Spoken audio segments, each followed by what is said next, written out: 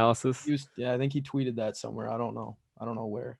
And I don't even think we've talked about this yet, but welcome back, Big Cat. It is incredible to have you back. We look like a completely different team out there. Yep. We look like a team that I think is going to win a lot of games, even without D'Lo, because of Malik and Ant. But first of all, in Cat's 5 games, I believe this season, he's 50, 40, 90 right now. He's shooting over 50% from the 2, over 40% from the 3, shooting 44% from the 3 right now, and over 90% from the free throw line. So that is, you're classified as the best of the best. The elite shooters in the NBA only go 50, 40, 90. And congrats also for breaking the franchise record for 3-pointers. Did you see who he passed up? One of the best shooters of all time in NBA history, Andrew Wiggins. You would have thought we had a better 3-point shooter by now. Yeah, you really would have, but it is what it is. I'm happy for him because that just goes to show if you're a big man leading your franchise in 3-point shooting, there's no at this point there's no debate that he's the greatest 3-point shooting big man of all time. There's no debate. Yeah, I would say so. There's no big man that's ever touched 44% from the 3-point line. No, it's unheard of. And obviously you have Jokic and Embiid, but I don't even think they come close to Cat's efficiency from the 3-point line.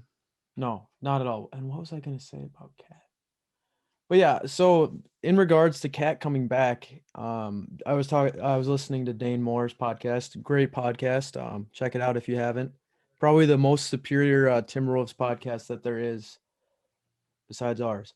But what he was saying about this is that it all makes a lot more sense now that our team is made for Cat. And what we've also been saying this is what our team is missing is that big man who can stretch the court, because our team is built around that. And now that we have Cat back, it just makes so much more sense. Everything that we've been doing, all the players we've acquired, all these plays we're running, now it all makes sense because the reason why we did it is he's finally back.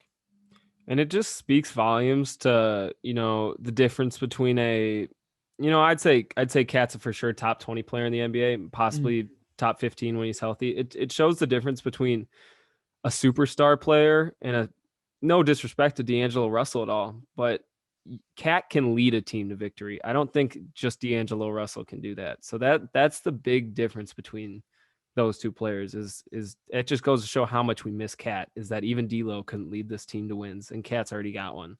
So can I counter argue that because we got in this argument, me and Darren did on the last episode, is D'Lo a superstar? I'm on the no. D'Lo's not a superstar right now. And I will agree with you there. I don't think he is a superstar right now. And I would say that because I don't think he's a superstar with the way this Timberwolves team is built. It's not built for him to succeed. And then that's why I think it's so hard for him as a player to lead this team, because it's not built for a player like him. It's built for a player like Cat. So if you were to put him on a team that's built for a scoring point guard, a shot creating point guard, I feel like then that is when he could reach his biggest potential, which I do think he has superstar potential. But I think that's very hard for him to reach on a team that's not built for a player like him.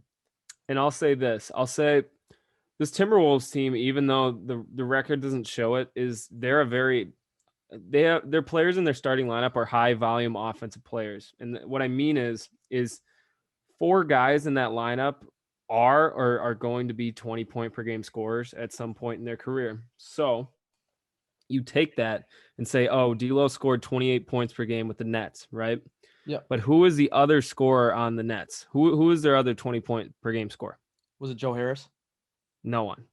Oh. No one was another 20-point per game scorer. So what I'm saying is you see like Portland's offense is CJ McCollum and Damian Lillard.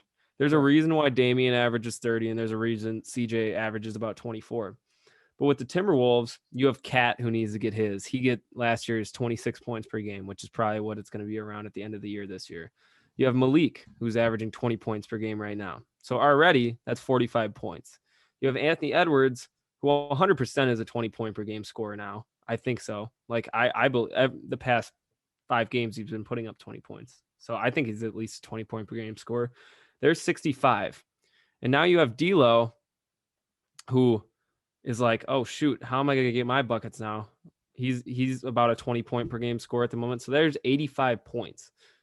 It's not it happens, but the starting lineup of 4 players does not usually put together 85 points together. It's usually 1 or 2 of those players that is going to go off to get 25, 30. Like we'll say one night Cat's going to get about 30. Malik will get 25. And then you have D'Lo who's going to get 18 and Ant who's going to get about 15 to 18. That's just how it works. And it can flip-flop. It can be interchange those two.